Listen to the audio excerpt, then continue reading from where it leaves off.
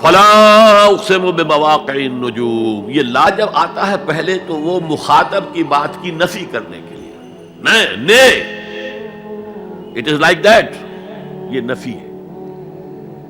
لا اقسم بیوم القیامہ، تمہارے خیالات غلط ہیں، میں قیامت کی قسم کھاتا ہوں۔ تو فرمایا فلا اقسم بمواقع النجوم، وقع یقع کے کیا معنی ہے؟ اور یہ سورت کون سی؟ واقعہ، اذا وقعت الواقعہ، وقع گر جانا، پڑ جانا، یہ ستاروں کے ڈوبنے کی جگہ ہے۔ فلا اقسم بمواقع النجوم وانہ لقسم لو تعلمون عظیم، اور اگر تم جانو تو یہ بہت بڑی قسم ہے جو ہم نے کھائی ہے۔ اس وقت کا انسان کیا سمجھتا کہ ستارے کہاں جاتے ہیں، کہاں غروب ہوتے ہیں، کہاں گرتے ہیں؟ آج ہمیں معلوم ہے۔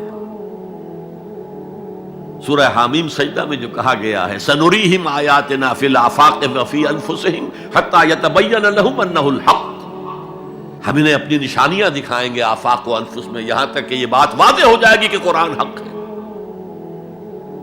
آج ہمیں معلوم ہے خلا میں بلیک ہولز ہیں،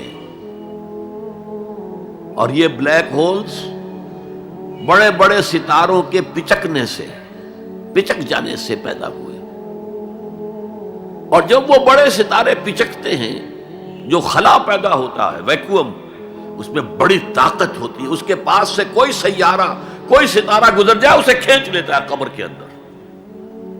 یہ بلیک ہولز کا تصور، اسی لیے اللہ نے اس وقت کے لوگوں کے لیے کیا کہا؟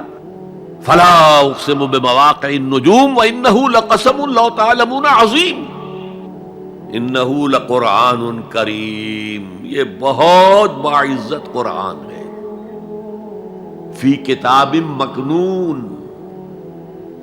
ایک چھپی ہوئی کتاب میں ہے،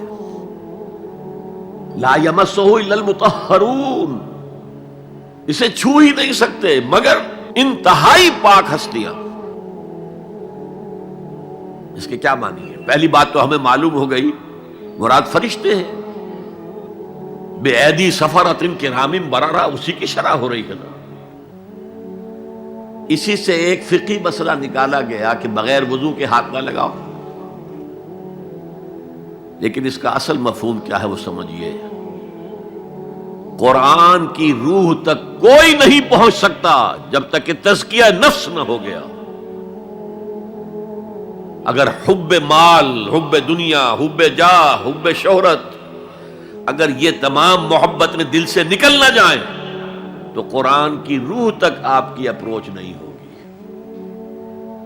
مولانا روم نے کہا ہے، اگرچہ ذرا میں سمجھتا ہوں کہ انہوں نے بہت سخت الفاظ استعمال کیے ہیں، ماز قرآن مغزہا برداشتے استخاں پیش سگاں انداختے، ہم نے قرآن سے اس کا مغز لے لیا ہے، جو ایسنس ہے وہ کھینچ لیا ہے، ہڈی کا گودا جو ہے وہ ہم نے نکال لیا ہے، ہڈیاں ہم نے پھینک دی ہیں کتوں کے سامنے جو لڑ رہے ہیں۔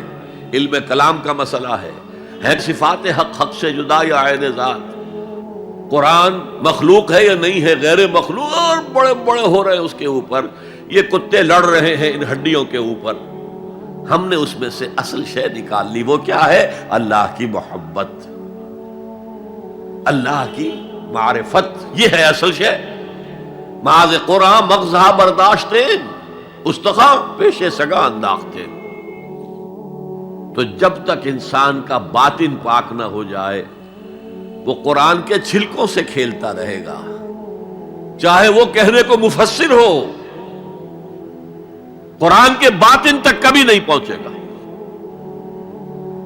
فی کتاب مکنون لا یمسہ الا المطہرون تنزیل من رب العالمین، یہ تھوڑا تھوڑا کر کے اتارا گیا ہے رب العالمین کی طرف سے۔ انزال کے معنی ہے دفعتاً اتار دینا۔ لیلۃ القدر میں آیا انا انزلناہ فی لیلۃ القدر، رمضان کے بارے میں شہر رمضان الذی انزل فیہ القرآن، باب افعال، لیکن حضور پر ایک دم نہیں اترا، تھوڑا تھوڑا تھوڑا تھوڑا 23 برس میں جا کر اس کی تکمیل ہوئی۔ اب دیکھیے جو شکوہ کیا اللہ نے، کیا اس جیسی نعمت سے تم مداہنت کر رہے ہو، بے اعتنائی کر رہے ہو، اسے پڑھتے نہیں ہو، اسے سمجھتے نہیں ہو، اس پر عمل نہیں کرتے، اسے اپنا امام نہیں بناتے؟ تمہارا طرز عمل یہ ہے، بلکہ تم نے اپنا نصیب یہ بنا لیا ہے کہ تم اسے جھٹلا رہے ہو۔ غور کیجئے، جھٹلانا جو ہے دو طرح کا ہے۔ ایک ہے زبان سے کہنا کہ یہ نہیں ہے، کوئی اللہ کا کلام نہیں ہے، یہ قرآن وغیرہ جھوٹ، سب اساطیر الاولین ہیں، یہ محمد نے گھڑ لیا ہے وغیرہ وغیرہ، جھٹلانا ہو گیا۔ ایک جھٹلانا ہے عمل سے جھٹلانا، مان تو لیا اللہ کا کلام ہے لیکن اس کی حرام کردہ شے کو اپنے لیے حلال کیا ہوا ہے۔ حدیث نبوی ہے، ما آمن بالقرآن من استحل محارمہ، اس شخص کا قرآن پر کوئی ایمان نہیں ہے جو اس کی حرام کردہ چیز کو اپنے لیے حلال ٹھہرا لے۔ اس اعتبار سے غور کیجئے، اور اس کی مثال بھی دی ہوئی ہے سورہ جمعہ میں، مثل الذین حملوا التوراۃ ثم لم يحملوها كمثل الحمار يحمل اسفارا بئس مثل القوم الذین کذبوا بآیات اللہ واللہ لا یہدی القوم الظالمین۔ مثال ان لوگوں کی جو حامل تورات بنائے گئے تھے اور پھر انہوں نے اس کی ذمہ داری کو ادا نہیں کیا، اسے قائم نہیں کیا، اس کے احکام پر عمل نہیں کیا۔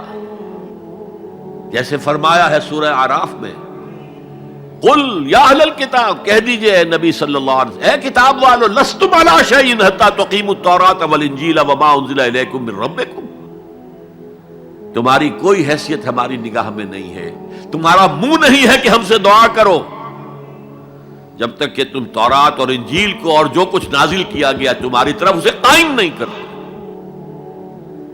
آج اللہ ہماری دعائیں نہیں سنتا، 30 لاکھ جا کر حج کرتے ہیں، دنیا کے حالات میں کوئی ذرہ برابر فرق آتا ہے؟ اول تو حرام کی کمائی سے حج ہو رہا ہے، تو حج ہے ہی نہیں سرے سے۔ جو کچھ کرتے گئے تھے سودی کاروبار وہی آ کر دوبارہ شروع کر دیا، سرکاری ملازم تو جو رشوت پہلے لے رہے تھے اس کے بعد آ کر شروع کر دیا۔ یہ کیا ہے؟ یہ تکذیب بالعمل ہے، جھٹلانا ہے۔ تم نے اپنا نصیب یہ بنا لیا ہے کہ تم قرآن کو جھٹلا رہے ہو جیسے کہ انہوں نے جھٹلایا تھا۔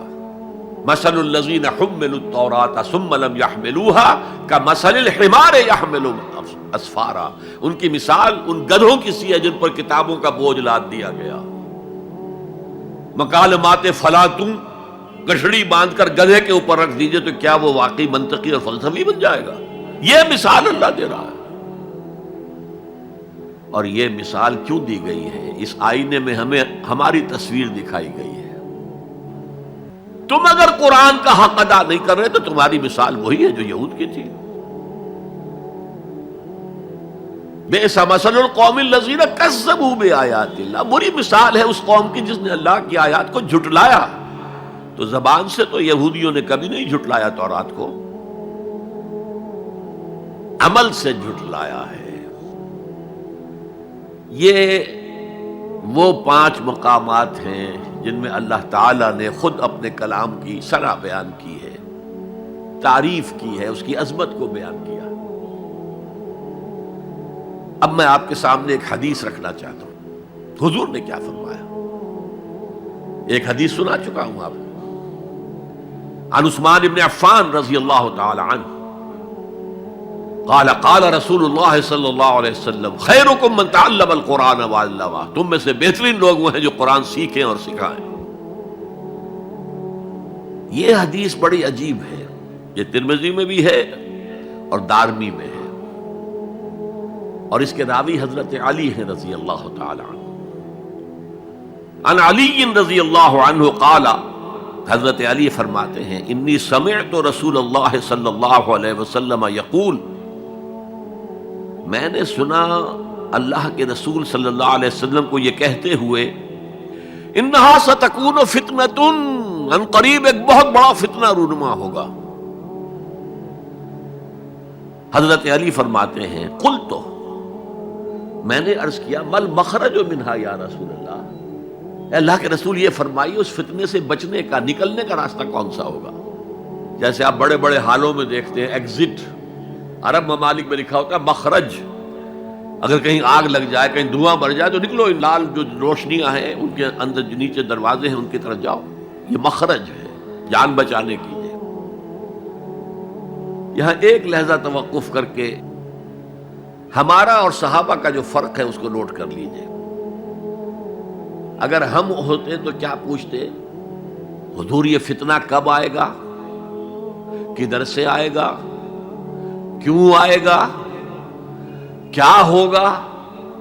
یہ سارے سوالات کرتے نا، جن کا عمل سے کوئی تعلق نہیں، معلومات ہے۔ حضرت علی نے کچھ نہیں پوچھا، بس آپ نے فرما دیا کہ بہت بڑا فتنہ ہوگا، تو بس ہمیں یہ بتائیے کہ اس سے نکلنے کا راستہ کیا ہے۔ اب سنیے حضور کی زبان سے قرآن مجید کی مدح۔ قال کتاب اللہ، فتنوں سے بچانے والی اللہ کی کتاب ہے۔ فیہ نبأ ما قبلکم، اس میں تم سے پہلے جو تھے ان کی بھی خبریں ہیں، قوم نوح اور قوم عاد اور قوم سمود اور قوم مدین اور آل فرعون اور سدوم اور عمورہ کی بستیوں کے حالات ہیں کہ نہیں؟ وَخَبَرُ مَا بَعْدَكُمْ، اس میں تمہارے بعد جو آنے والے حالات ہیں وہ بھی درج ہیں، ذرا کھدائی کر کے نکالنا پڑتا ہے ورنہ حالات موجود ہیں۔ ایک اوپر کی چیز ہے، سامنے کی چیز ہے، ایک ذرا اندر سے کھدائی کر کے، لیکن یہ کہ حضور فرما رہے ہیں خبرو ما بعدکم وحکم ما بینکم، اور جو بھی اختلافات تمہارے درمیان ہوں گے ان کا فیصلہ بھی اس کتاب میں موجود ہے۔ کاش کہ ہم اپنے مذہبی اختلافات کو رفع کرنے کے لیے قرآن کی طرف رجوع کریں، جو حبل اللہ ہے، واعتصموا بحبل اللہ جميعا ولا تفرقوا۔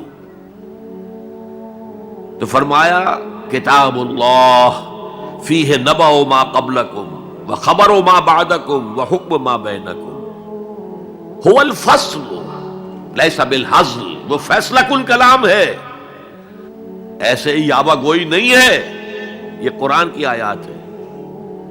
انہ لقول فصل وما هو بالحزل، سورہ طارق کے اندر آیا، طارق میں هو الفصل لیس بالحزل من ترکہ من جبار قسمہ اللہ، اگر کوئی جبار شخص اپنی سرکشی میں اس قرآن کو ترک کر دے گا اللہ اسے پیس کر رکھ دے گا۔